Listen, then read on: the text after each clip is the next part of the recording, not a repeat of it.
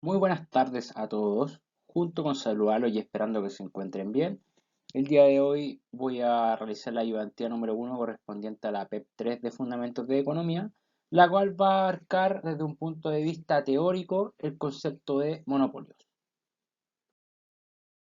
Bueno, dentro de esta ayudantía, como tal, vamos a abarcar un poco el concepto de qué es un monopolio, describiéndolo de forma resumida y tomando en cuenta los puntos más importantes de un monopolio. Vamos a también hablar acerca de los tipos de monopolio que existen. También vamos a hablar acerca de la discriminación del monopolio conocida como discriminación grado uno, 2 y 3, entre otras cosas.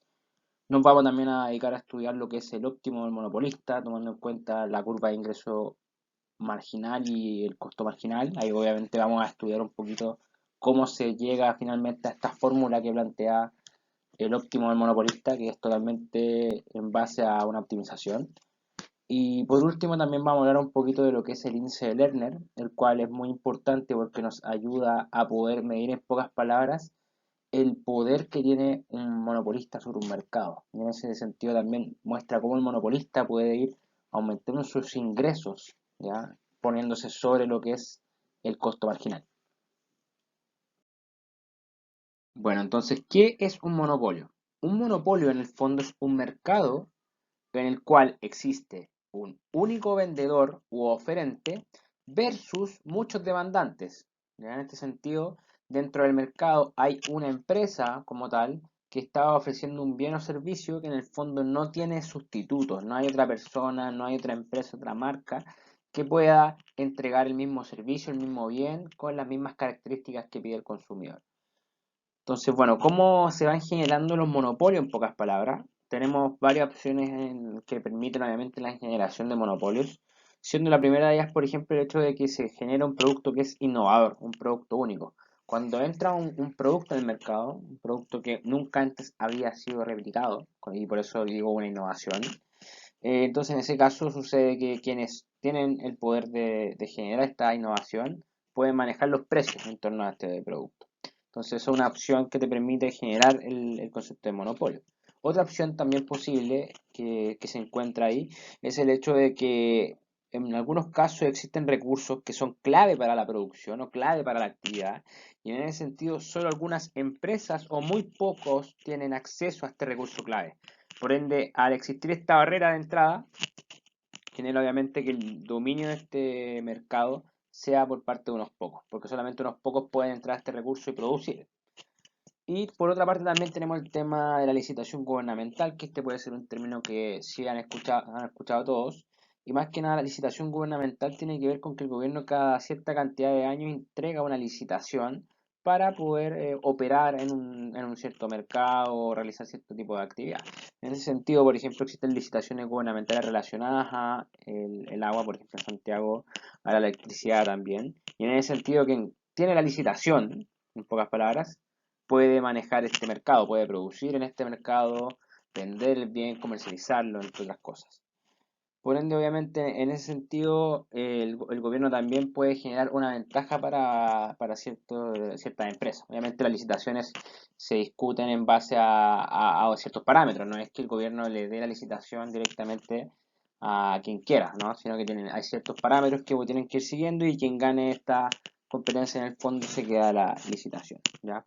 Pero para no entrar en más problemas, así también se generan los monopolios. Y por ende, en ese sentido, las empresas están bajo el régimen conocido como ley antimonopolio. En Chile existe la ley antimonopolio, en Sudamérica, y eso más que nada para evitar este dominio por parte de unos sobre muchos, ya para que sea obviamente un mercado mucho más equilibrado. Y bueno, acá abajo aparecen algunos ejemplos donde se puede dar un monopolio, que son los servicios de luz, agua, ferrocarriles, en donde por lo general nosotros observamos que hay una empresa que ofrece tal servicio. No sé, Metro de Santiago, por ejemplo, que te da toda la cobertura. Solamente está la opción de Metro de Santiago, en pocas palabras, para realizar todos estos trayectos, ¿ya? Así que ahí tenemos un par de ejemplos que hay que tomar en cuenta. Así como en competencia perfecta se buscaba el óptimo del mercado, también tenemos que saber que para el caso del monopolio también tenemos un óptimo. Como empresa como tal, siempre se busca maximizar, en pocas palabras, el beneficio desde el punto de vista económico. Siempre las empresas quieren ganar más. Por ende, lo que nosotros tenemos que buscar como objetivo cuando hablamos de monopolio es tomar en cuenta que las empresas quieren maximizar el beneficio. Por ende, acá tenemos en la primera línea de la PPT una fórmula que dice maximizar beneficio en función de la cantidad, recordando obviamente que el beneficio de las empresas depende de cuánto ellas venden. Está dado por la maximización de el ingreso total en función de la cantidad menos el costo total en función de la cantidad. El beneficio como tal o utilidad se define como la diferencia entre lo que se gana menos lo que se pierde en el fondo. Y lo que se pierde tiene que ver con todo lo que tuvimos que eh, poner del negocio, todo lo que tuvimos que invertir en pocas palabras para llevar a cabo la producción, por ejemplo. Entonces, en ese sentido, cuando hablamos de una optimización, cuando queremos maximizar un objetivo, minimizar un objetivo que se llama, y con objetivo me refiero a maximizar la utilidad, minimizar la utilidad, lo que queremos en ese sentido es utilizar fórmulas de optimización. ¿Ya? Y acá es como una igualdad. Entonces, cuando tenemos igualdad es muy sencillo, ya que nosotros podemos utilizar lo que es la primera derivada y la segunda derivada para poder encontrar óptimos. ¿Ya? La primera derivada me entrega un posible punto que podría ser el óptimo, y con la segunda derivada corroboramos obviamente que este punto es un máximo mínimo. ¿Ya? En este caso, la segunda derivada siempre va a ser menor a cero en pocas palabras, porque en ese caso yo estoy buscando un máximo. Entonces, lo primero que hacemos al derivar, obviamente, es derivar el ingreso total con respecto a la cantidad, el costo total con respecto a la cantidad, y al hacer esa derivada, podemos observar que esto me queda ingreso marginal menos costo marginal igual a cero. Y obviamente al hacer la igualdad nos damos cuenta que el óptimo del monopolista va a ser en el punto en donde se iguala finalmente la curva de ingreso marginal con la curva de costo marginal. ¿Por qué no, por ejemplo, cuando el ingreso marginal es mayor a costo marginal? Porque efectivamente en tal punto la empresa podría seguir ganando, podría seguir obteniendo beneficio, entonces le conviene en ese sentido seguir produciendo. ¿Y por qué no cuando el costo marginal es mayor al ingreso marginal? Porque en ese punto obviamente la empresa está perdiendo más por unidad de lo que está ganando. Entonces no está en un punto donde le convenga producir. Donde está el óptimo en ingreso marginal igual a costo marginal. Dentro de los tipos de monopolio es muy importante poder hacer la diferencia en primera instancia de lo que es monopolio puro versus oligopolio. El monopolio puro, en pocas palabras, es aquel en donde opera una única empresa dentro del mercado para un conglomerado de consumidores, que es lo que finalmente veníamos conversando desde el principio de la ayudantía. Eso es un monopolio del tipo puro, en donde se da que una única empresa oferta versus los demandantes.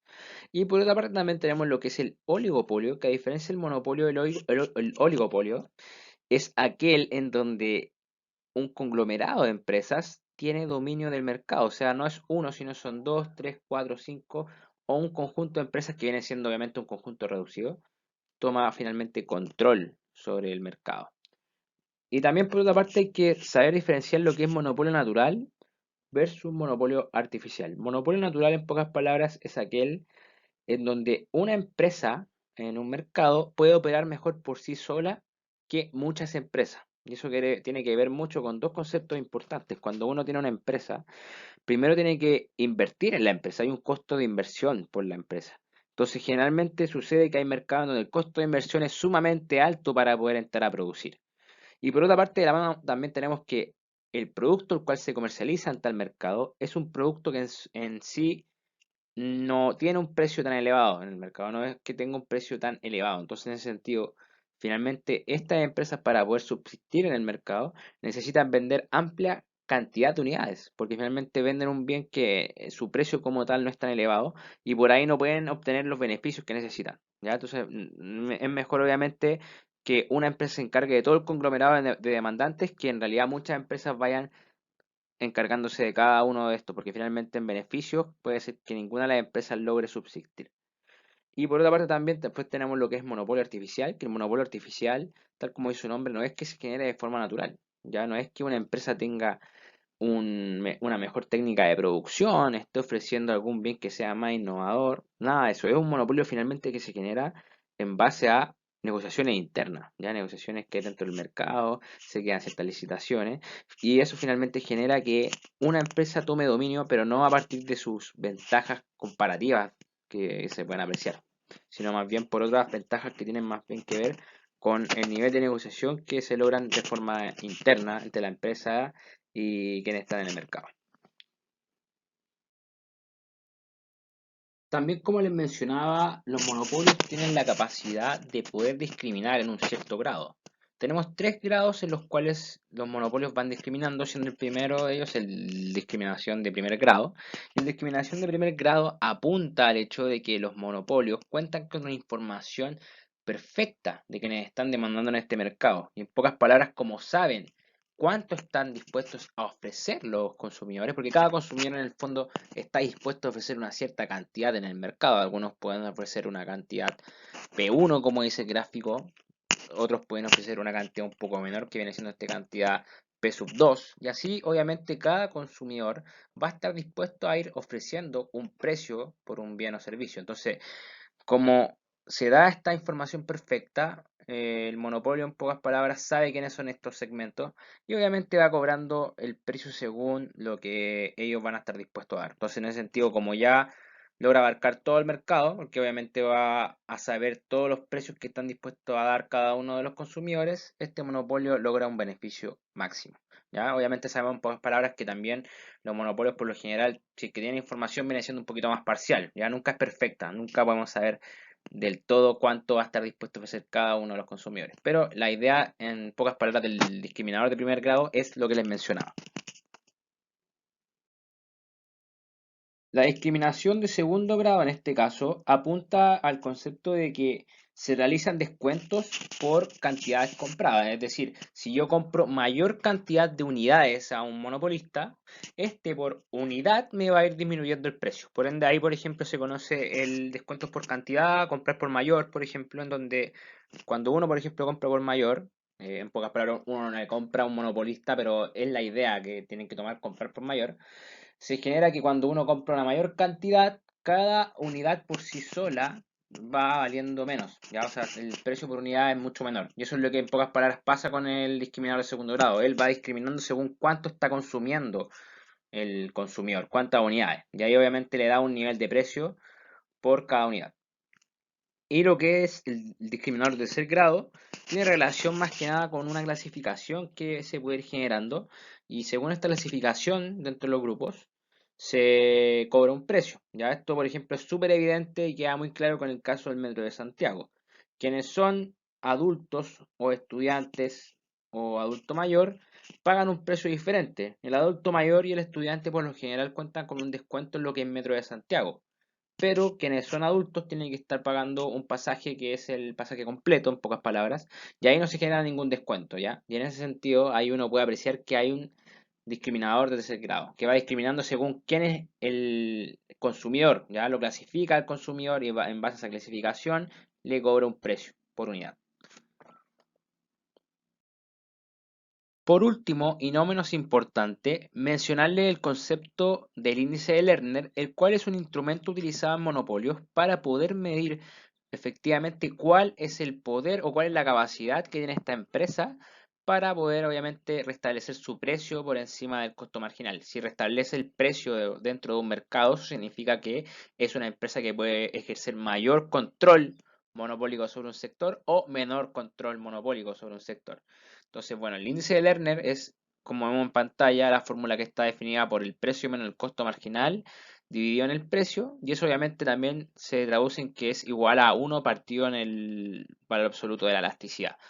Entonces, el índice de Lerner va entre 0 y 1, y si es que estamos más cercanos a 0, va a ocurrir que es una empresa la cual está en situación cercana a ser competencia perfecta, ¿ya? O sea, no ejercen tanto poder de monopolio como se cree, ¿ya? Existen varias empresas que tal vez están sustituyendo el bien o servicio, entonces no es como una empresa que pueda ejercer tanto poder de monopolio. Pero por otra parte también tenemos el caso en donde el índice de Lerner sea igual a 1, y cuando es igual a 1, nos encontramos ante una situación de una empresa la cual es capaz de modificar los precios según se le antoje. Y ahí en pocas palabras, obviamente, según un bien, esta empresa puede ir haciendo cambios y obviamente definiendo cuál es el nivel que le va a garantizar el mayor beneficio como tal. Esto sería la ayudantía, como hoy es un tema teórico, y obviamente ya durante esta misma tarde va a estar subida una guía de ejercicios para poder complementar los contenidos. Muchas gracias.